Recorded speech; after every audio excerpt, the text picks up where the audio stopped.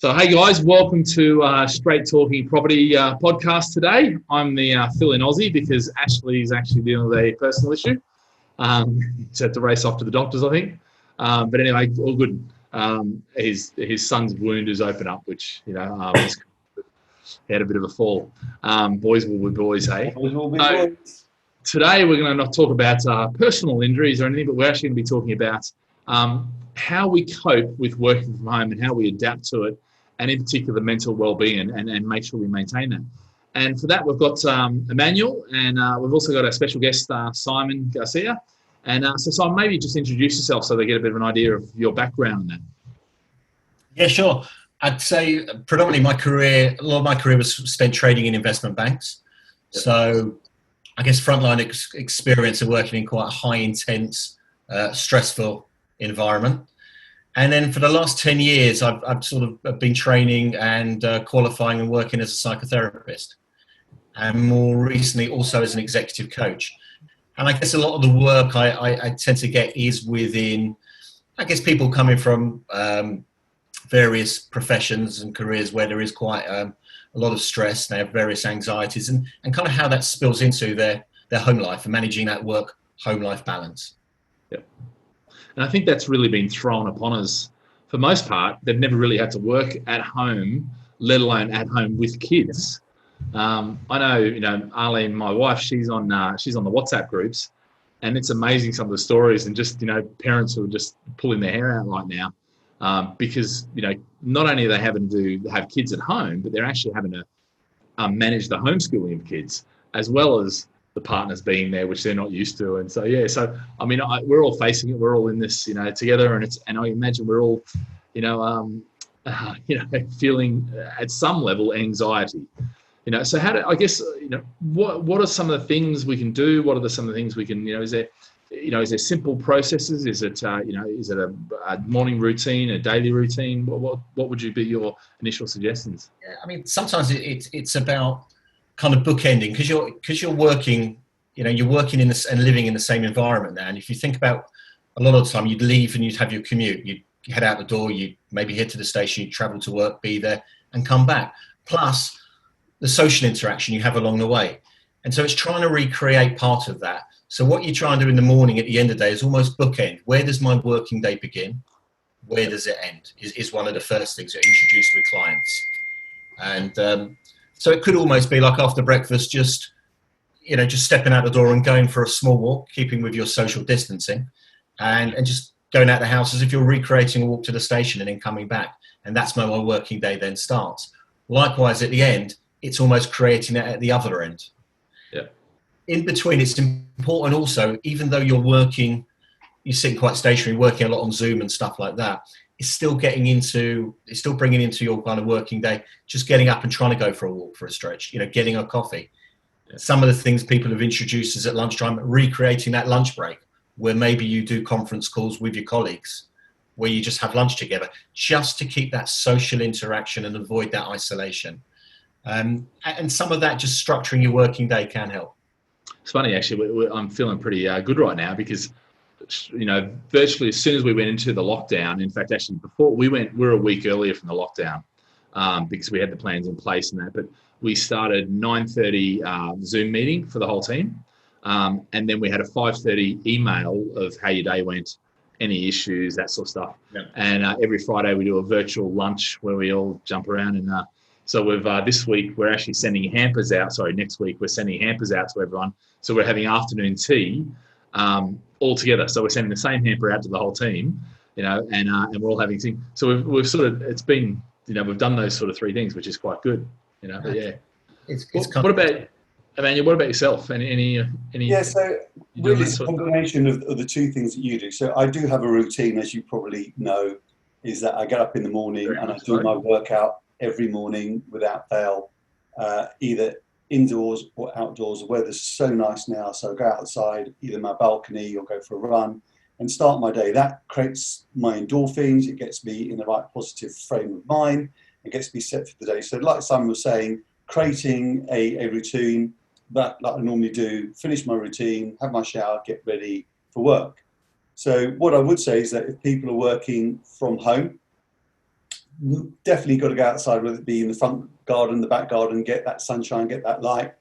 But if you're working from home, create that space, have a room where, as if you're going to your own office, to create that space so you do have that break, because we do need our own time, we do need to do our own things, and being on top of each other all the time, especially if you had kids at the same time, could be quite difficult. So yeah, all the things that Simon said in terms of having the lunch break, going for the coffee break, I'm doing one of those things, having these kind of interactions. You know, this is still a social interaction. It's still not as good as being sort of face to face, but it's pretty damn close. So creating that routine, and at the end of the day, doing something. So for me, it all starts with health, and you know, my health, my exercise, my diet, all of those things are really important. And if you can't get enough sunlight, make sure you get your extra vitamin D, your vitamin C, your vitamin A, get that into you, because that will keep your immune system up, it will keep you up. And if your energy's high, it's going to change your mental state. You know, if you look at sports people, when they're playing sport, because they have more energy, they're in a different state of mind. They're normally smiling. So that's what we want to try and do, is get your body to be moving so it creates more energy. So that's one of the things of my sort of takeaway. Yeah. So what about one of the things we've had is I've got an agency with about 1,250 properties. And so we've got the staff which have been copying it from the landlords and the tenants. The landlords are concerned about, you know, receiving rent. The tenants are concerned about losing their jobs and paying rent and that sort of thing. Any suggestions, you know, for them on how, you know, they can approach their day, say, for instance? Because I'm sure there's lots of people that are dealing with, and it may not be, you know, tenants and landlords. It might be, you know, suppliers. It might be people wanting to be paid. It might be, you know, customers. It might be, who knows, you know. Well, any thoughts on that? You mean sort of managing the frustrations and anxieties around the situation? Yeah, keeping, you know, I guess their mental health, you know. I think there's one thing, maybe something that can help sort of manage the frustration. There's a kind of a 60-second to sort of 2-minute exercise, which, you know, you may find yourself sitting there and frustrated, like, you know, not paying me, how am I going to do this? And stuff starts to bubble up, and that feeling of kind of, you know, anxiety can surface. And one very kind of, I think, short technique which can actually help is what I call kind of this 5, 4, 3, 2, 1 senses thing. And the idea is just to kind of come outside your head a little bit. So it's almost, if you can imagine, if I do kind of a quick demo, if you can imagine you sit in a chair, you know, where you are is fine, and just take a few 2 or 3 deep breaths, just take a moment. And then what you're going to do, you just want to notice 5 things that you can see, you know, where you are, and just take the time to actually write them down. And then after that, you want to sort of notice 4 things that you can touch, and you reach out and you touch them, how hot, cold, smooth, and just really be aware of what's going on. And then you can sort of go 3 things that you hear. Yeah. 2 things that you can actually smell. And then the last one is 1 thing you can taste. And the idea of this is just to kind of take you outside your thought process in your head and just come into your senses a little bit. And what it can do is you just... Was that the taste one, yeah? Yeah. And just kind of notice what goes on. And what that will sometimes do is just takes you away from sometimes those anxious thoughts that you were having, the bubbling up that can happen, and then maybe go and revisit it. So it's just one, you know, one technique. When things really overshoot is kind of recognizing the signs. When we talk about mental well-being and impaired mental health, sometimes it will manifest, if it's not being captured or you're not monitoring it, sometimes it manifests in the physical, like you might get headaches, telltale signs of stress and anxiety, headaches, stomach aches, maybe getting a bit more irritable and angry, or inability to kind of actually do anything, which is kind of more like the freeze. And when you sort of reach that stage, then maybe the time is just seek, you know, where can I get some help, rather than try and, you know, when you reach that, you know, maybe the 5, 4, 3, 2, 1 isn't going to be deep enough. It's just a technique to help you just maybe get a respite during the day. And I suppose it's interesting because, you know, if you're a sole trader and you're pretty much at home by yourself, you know, what support do you actually have? You know, that's going to be very different from someone, say, like in our business where we've got, you know, 40 odd staff, that we have morning meetings and they have interactions between each other. And so there's actually a lot of conversation, and we're forcing them to have a lot of conversation going on.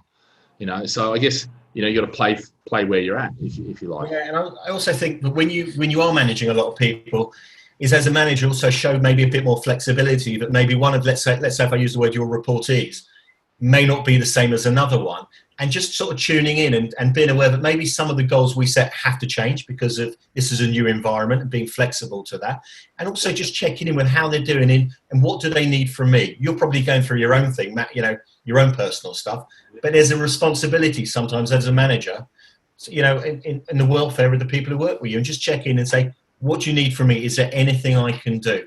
Just to sometimes check in and just give that.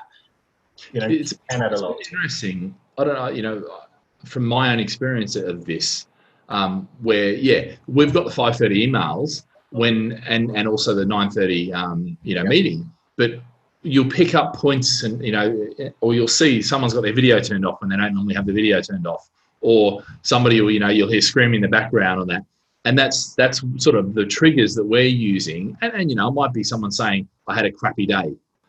So that's when we're sort of jumping on the phone and going, hey, how you doing? And having a conversation. And it's amazing how that solves, so much of the issues for us, certainly. But I don't know whether that's across the board will solve everything for everything. But I think because the work has changed and what's happening has changed and people's mindsets have changed and lots of fear factor, and especially in your business with landlords and tenants and your staff getting it from both ends. I think creating some different working environment and some ideas might actually help. So it might be that before they start the day, you have something really inspiring, motivational or fun, so they can start the day laughing. At the end of the day, do something else that allows them to, like a comedy sketch. I used to do it all the time when I had my mortgage business. Beginning and end of the day, we'd do something where everybody starts laughing, because you can have shit days, people bombarding you left, right and centre. Also having breaks throughout the day, regular breaks, every half an hour, 40 minutes, take a 10-minute break, just come out of it. And again, explain to yourself, it's never about them. It's always about the customer. The customer is going to dump their crap on them. It's not about them. They're just doing their job. They're just trying to be as helpful as possible to either the landlord or the tenant, and they're just providing a service. So the frustration that's coming from the landlord or the tenant is no reflection of who they are or what they're doing. So it's that constant reminder and that empathy and having that where you've got to have laughter in the workplace. Laughter is a most amazing remedy and medicine for most things. And if you can create that on a regular basis, their work doesn't feel quite so bad. Yeah. What Simon, you mentioned executive coaching there before. Yeah.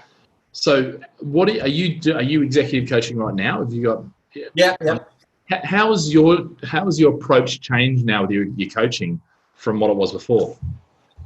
It's in some places it's just about people adopting a different approach when they've got their reportees working at home. So some of it we've touched upon. Like what can I do, and what support can I offer? But there's also the other thing, but even though these are difficult times, that it doesn't mean that we can't have goals, that these goals still can't be achieved. Maybe we have to kind of revisit, and what was relevant 3 months ago isn't going to be relevant now. And maybe they're goals for the end of the day or the end of the week. So I guess it's kind of inquiring in the conversation whether the previous goals are still relevant. If not, what would be? And some of the kind of techniques is to work is maybe slightly more positive language, which tends to encourage anyway. So when they're talking through around what somebody maybe done through the day, rather than say, what do you think's gone well today or gone well this week and went bad this week, maybe something that you've liked. What do you think that you've liked what you've done today or this week? And rather than say what could have gone better, what could have gone differently, and how might you have done that? So just slightly changing the language to put a more positive thing, and just be open. I guess that we have to be flexible and things can change. Yeah, I think the goal setting one is a big one, because actually when we went into this, one of the first things I was doing, I've been doing daily videos since a week before we actually went in lockdown. And actually what I was really focused on was people setting goals and actually taking this opportunity, because for a lot of people, they're at home and there's nothing else to do. They can't really work. They're either furloughed or there's not really a lot of work to do. And so actually now's a good time to actually get those goals and set those goals that, whether it's learning a new skill, we've got guys that are doing their qualification right now, online. And it's amazing some of the, things that are going on. We're planning our a 24-hour walk, where we walk for 24 hours. It's a charity event, so, different people are doing different things. And that's been really impressive. And the great thing is those stories, have created little micro groups that are also working together, which has actually been fantastic. And it gives people purpose, which I think is so important when all of a sudden all your routine is just taken to actually hold on to some of that, so yeah.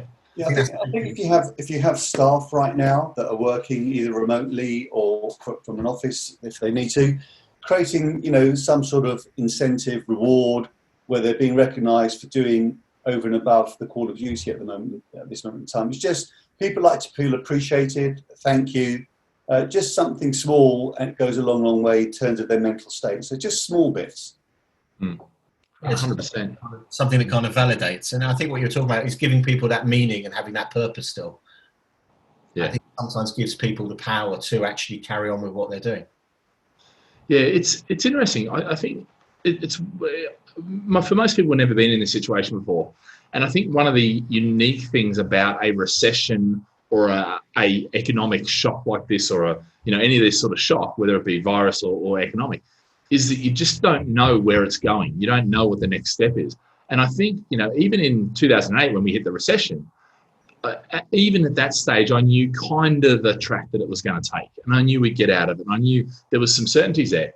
But with this virus, it's almost wiped out all level of certainty, and in some ways, thank goodness the government come in pretty quickly and said, right, you can furlough workers. You've got these, these loan schemes. You've got, and they created some certainty, which, was really a fantastic move. Because I look at what's happening in the US, and really a lot of those people have no certainty, and they're losing their job, which means they're losing their healthcare at the same time as, you need your healthcare. It's like, it must be an amazing thing over there with the mental health and well-being, of their society, their citizens. It's, incredible. Now, I personally think the US will have a lot worse areas to do with mental health and stability compared to the UK, with all the different measures that have been put in by the UK government. I also think they're going to put more measures in to allow, the recovery to happen much faster, whereas the US, I think they've got it completely wrong, and only time will tell.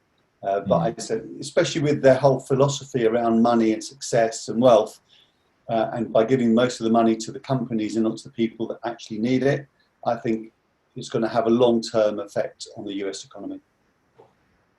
Yeah, big time. And I think, talking mental health, mental health is one of those things where it's ongoing, isn't it? It's not something you just, okay, we're out of it and it's fixed, Yeah. So I guess maybe, okay, so as we're heading out, so we survive the work from home, it starts to ease up. I know there's talk about letting 20 to 30-year-olds maybe wander around and things like that. What's your suggestion on coming out to, make sure there's, we let go of the past, I guess, Simon? You mean coming out of the lockdown, right? The lockdown. Okay. just covering that point. Says the man in pink shorts. Yeah. Just wanted to get that point. Yeah. I think the effects of this is two things. Obviously, there's the economic, financial impact that people have suffered, loss of earnings, businesses crumbling. And you've also got the other thing where some people would have known someone, maybe in their family or someone close, who sadly has passed away. So there's also the bereavement side of it as well, which normally getting counselling around that can sometimes be, 3 months after the event. It's not an immediate thing. So I think it's maybe not immediately when we come out of it, because I think when you're kind of still in that heightened sense of fright, I think you need to sometimes create a space to where you actually maybe get help around your mental health and to improve your mental well-being. So I don't imagine it to happen straight away, but I think at some point, it will happen. Beginning to see more inquiries again, where everyone was just kind of, what the hell's going on? What do I, and just trying to survive. Now what I'm seeing is far more inquiries about people contacting around, some people at home. It's to do with relationship counselling. We're at home for the first time, we're struggling. And it's very, but people are now seem to have a bit of a space to actually look and focus around their mental health. And there's been quite a lot out there as well on social media, which has been a good thing. Yeah. But again, I'd encourage people to look at this like you look at your physical well-being. You know, there's still a little bit of a stigma around it. If we've got a bad back, we'd go and see a chiropractor. We wouldn't think twice. Bad tooth, we'd go and see a dentist. But still, it's recognizing the signs. So I really think people just tune in physically for the symptoms of how your mental health may be impaired. I think that's going to be the telltale. And it's just, as I said before, more irritable, maybe some stomach aches, maybe some headaches, maybe just unwilling to really do anything and much more stuck in a space than you would be. Just some of the telltale signs. Yeah. And then just reach out for some help, because what it is, it's just a conversation really with someone who will actually listen. Someone who can actually listen and can tune in. If you've got friends, it's great to talk to friends and supportive family. But one thing that happens is you might be feeling a certain way and say, look, I'm really suffering, I'm stressed, I'm not sleeping. And what happens is that person might go, I'm not sleeping as well. It doesn't really help. But when you kind of get maybe that mental health professional, there's a different approach. But reaching out, talking to someone close is definitely, I think, sometimes the first move to finding support. I do think there's been less stigma around people getting help around mental health, especially over the last 18 months. It's now something that's recognised. People know it in different areas, different levels, and even things like, Caroline Flack, when she committed to, people now know that people need help, they need support. It's not a weakness to ask for it, it's actually a strength. And the more we talk about these things and people understand that it really is, that you can reach out, you can ask for help. It's not a weakness, it is a strength, and there are people there that want to help you. And there is a way to manage your mental state and how you are able to internalize your internal communication, because that's what it is at the end of the day. Yeah. It's how you communicate with yourself, the language that you use with yourself, and how you can put yourself in a better frame of life. And it's all covered by not only the words that you use, by your health, your diet, and just general take care of yourself. I think you're right. I think what people sometimes forget is, whilst the stigma is less, but there's also a benefit of getting some help around this. Actually improving, let's call it your mental fitness, for example, actually making yourself mentally fitter. When I was at Lehman Brothers, I think 2008, I walked off the trading floor with mental health issues, and I sought help, sought therapy, and I was back on it. And whilst I left there before it crashed, I had another 12 years of kind of performing at the highest level. Now, without the help, I wouldn't have managed that. So there's also, it's not just a patch me up and send me on. This is changing the way that you can actually live and actually improving you, helping you actually fulfill all your potential. It's not just fix me, put a plaster on me. It's actually just, helping you fulfill what you want. It's giving you a set of tools, right? You're having a set of tools of how you can cope. Because I think a lot of people see mental illness as being the sort of psychiatrist, going to prescribe you drug type mental health.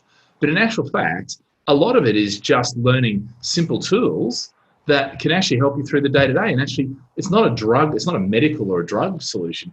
It's literally just a new approach, which is no different than learning to ride a bike, learning to use a new app, or, it's the tools that are there, and mental health professionals have those tools and know how to apply them. And, so in some ways, learn those tools and, get them, because life is getting more stressful. There's more distractions, there's more, stuff going on. And I think on that point too, it's interesting, because one of the things when I first got into this, I was looking at the news and I was sort of bringing the news together and doing it for property investors, but it was all bloody so negative. It was like, this many people are dying. And I tried to find how many people were recovering, and it was hard to find the detail. And the detail I could find was the figure, the worldwide figure.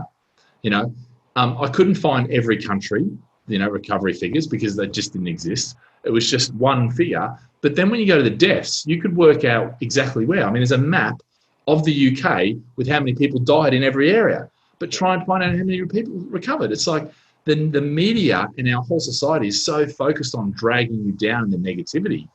You got to, focus on the positivity. And I think that's one of the key skills too, of being able to look at it and see that actually it's not that bad.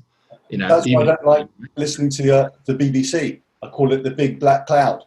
information that come out is so doom and gloom when there is so much positivity. You know, the last recession was talked down by the press, and this is the same. You know, if we haven't got something to look forward to and we keep talking it down, we will go there just because people have been convinced to go there without that being a reality. And it's so important they talk about the really positive stuff. You know, Captain Tom Phillips, what he's done and what he's achieved, literally just by walking around his garden, because people want that positivity. They want to have something to look forward to. And we should be doing that. And the media shouldn't be, you know, every time they can criticise, it's very easy to be critical for everybody, whether it be Boris Johnson, the government. You know, it's very easy to sit back where we are and to criticise rather than all the decisions they've been taking, which has been immense. So we should look at the positive side and really appraise when they've put so many different measures in place rather than keep. And that's what people tend to do. They tend to look at negativity. Bad news sells as opposed to good news. And it's a time that we actually need to instill some really great news for positivity so people can look forward to coming out of lockdown. I certainly am. Yeah, 100%. And it's an interesting thing because I think I spent the morning looking at various economists that I follow and just seeing what their hard data that they were putting on, what models they were saying and where they think we were. And actually, it was an amazing thing because normally I go to that and I'll see, right, this is going to be the worst case because these guys normally pull out their models and their models are just terrible. But actually, it was almost a surreal experience, you know, with some of these guys, because some of them are actually talking, no, it's going to be a V-shaped recovery, and this is why it's very different. And actually, for once, there's almost an air of positivity across, you know, and these are 4 or 5 UK economists. Because I stuck to the UK. I also have some US data, US guys and American guys. But to be fair, they're talking more about the US, which is a different story, and Australia, which is a different story. But, you know, it's interesting, actually. There is a lot of positive out there. You know, there is a lot of things you can focus on that are positive, like, you know, Tom, you know, and that. You know, it's an amazing thing, you know, those guys. But, yeah. The sad thing is you had to search for that information. That information should be broadcast everywhere because it is very different to the rest of the information that we're getting. It is based on solid data. It's based on past markets with a proper reason as to why we will come out if certain things happen. So that's sort of information that needs to be broadcast to the mass media through, you know, the proper news channels, not what we've been seeing. And the stuff that you're doing, by the way, and your property Brett's rants are amazing because you are bringing some really fantastic information to the public that needs to. So people haven't subscribed, they should. It's great information. You sent it to me this morning. It's one of the first things I saw this morning. Put a great smile on my face. Yeah. No, and I mean that's the you know I try and keep it real, and I think that's with this mental health. You've got to keep it real. I mean, there's plenty of guys out there that are doing, you know, absolute depression, you know, and that's what's going to happen. I mean, I get it on my YouTube feed. You know, I've got a guy saying, you know, one day he says, you know, oh no, prices are definitely going to fall 50%, blah blah blah, and I'm like, what are you basing that on? You know, that just isn't, you know, that's not even on any of the models. And he's like, well, I want to get on the property market, and I'm hoping that's what will happen. It's like, you know, wishful thinking. And then you know, then you got the other guys that are, you know, clearly self-interest, and you know, they want their property to go up in value, and you know, but I think to be fair, there is a lot of good data out there, and you know. Actually, the UK, I mean, look, I think the way they dealt with the virus, I talk about 3 things. I talk about the virus and that side of it. I talk about the human side, which is, for the most part, the human tragedy and the economics. And, you know, really the virus, I think, is, you know, settling down now. The human tragedy stories are now really starting to come out, but also the human inspiration as well, because it's, you know, it's both sides. And the economics has been there throughout. But I think, you know, you've got to decide where you put your time. You know, it can be in negative or it can be in the positive, and I think the positive definitely. But so okay, so just summarising then. So we want to have goals. We want to stay positive. We've got our 60-second 5, 4, 3, 2, 1. So it was see, touch. Was it hear? No. Yeah, hear, smell, and taste. Hear, smell, and taste. Yeah. Sorry, I didn't finish the word off here. So, yeah.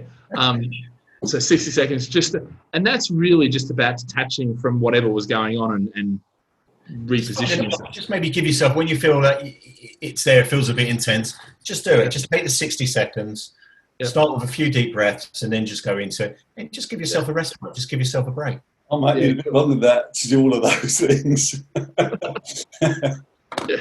So, okay, so we've got morning, having the bookends, as you said, the morning and the afternoon, so you can split the day from the work from the home.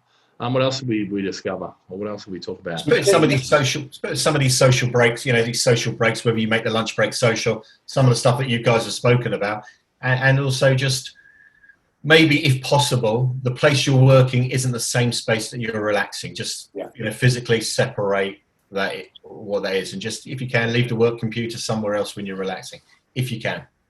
I've got one of my mates who's in a one-bedroom, it's a one-room, because it's an open plan kitchen and room, and he's like a studio, and in Shoreditch he's got one window, and that's his place that he's staying in. So where he can go to work could be his office. You make his toilet into his seat.